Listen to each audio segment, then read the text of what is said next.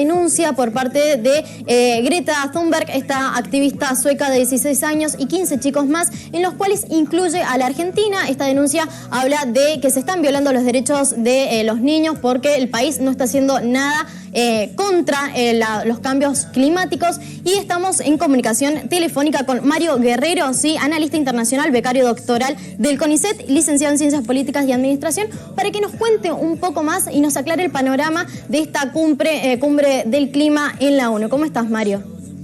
Buenas tardes, ¿cómo va? Muchísimas gracias primero que nada por la invitación. Un placer tenerte, sos nuestro analista internacional por excelencia, así que aclararnos un poco el panorama acerca de esta denuncia. ¿Qué quiere decir esta denuncia para el país? Bueno, en realidad todas estas denuncias se dan en el marco de una serie de reuniones que se están dando caminos a lo que se llama la COP25, que se va a realizar en Santiago de Chile. Entonces como que van allanando y van puliendo diferentes dimensiones en materia de cambio climático a nivel internacional.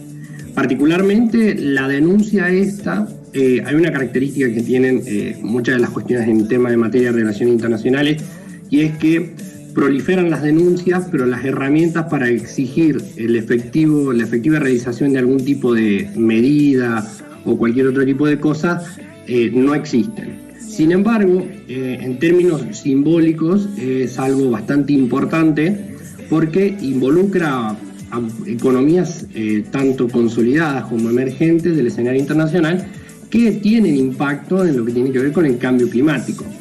Pero, ¿cuál es lo interesante de todo esto? Es que se acusa a países como por ejemplo Francia, Alemania, Argentina, Brasil y Turquía, pero no se acusa ni se llama la atención sobre el incumplimiento de los compromisos en materia de cambio climático a grandes contaminadores como son, por ejemplo, China, India o Estados Unidos.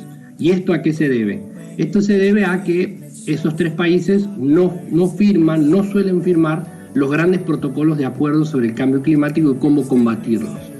Entonces, lo interesante está en ese juego, ¿no? Claro. Más allá de que la crítica de Greta ha sido fuertemente hacia particularmente la administración Trump y otras administraciones en materia de cambio climático. Claro, estos países son los que más contaminan en el mundo y son los que no adhieren a estos acuerdos. ¿Qué supone y qué mensajes también están tratando de dejarle al mundo con estas decisiones?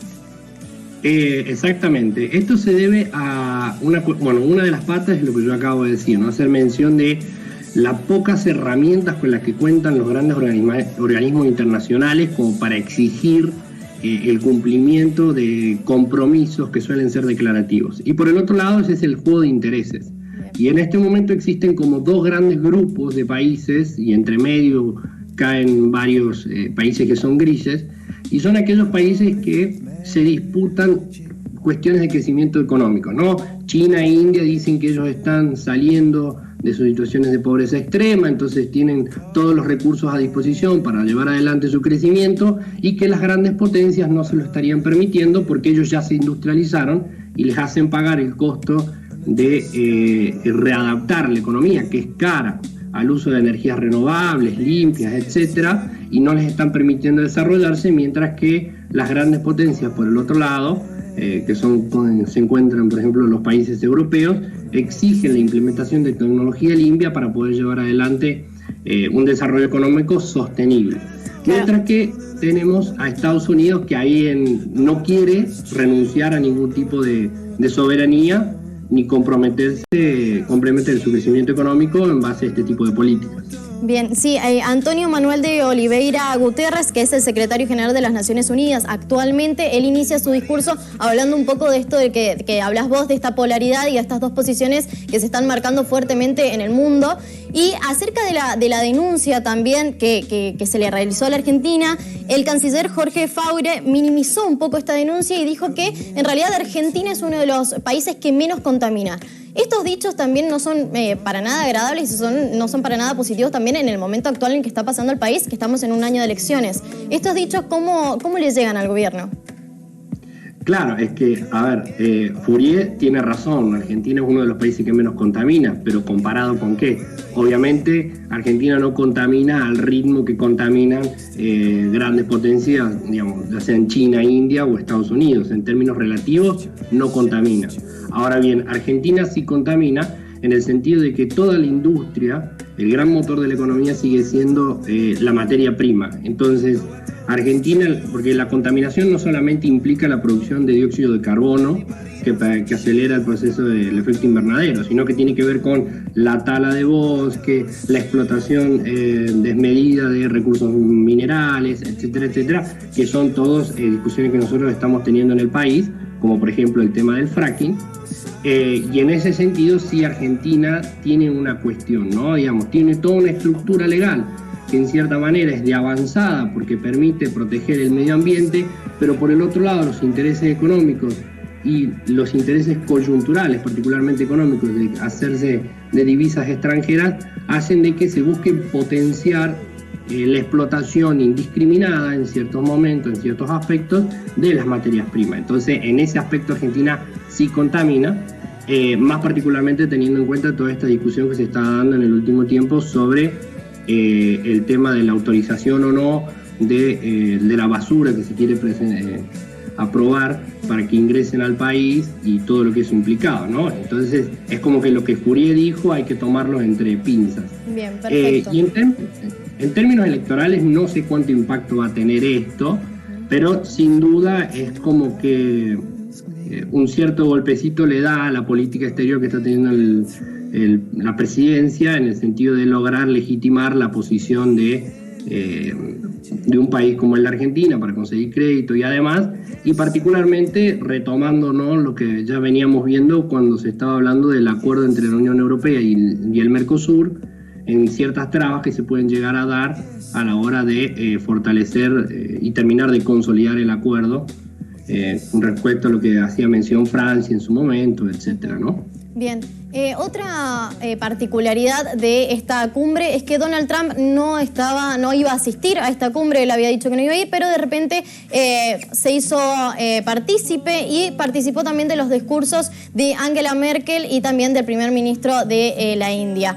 ¿Qué supone esta aparición sorpresiva de Donald Trump? Que ya también sus dichos dicen que él no cree en el cambio climático, él no está a favor de las políticas, es más, ha salido en 2017 del Acuerdo de París. Exactamente, sí. Donald Trump, entender la política ambiental en el plano internacional de Estados Unidos, hay que entender este doble juego, ¿no? En un sentido de que no hacen renuncia, digamos, porque lo que ha hecho Donald Trump no es algo incoherente respecto a la tradición en materia de política exterior de Estados Unidos, digamos.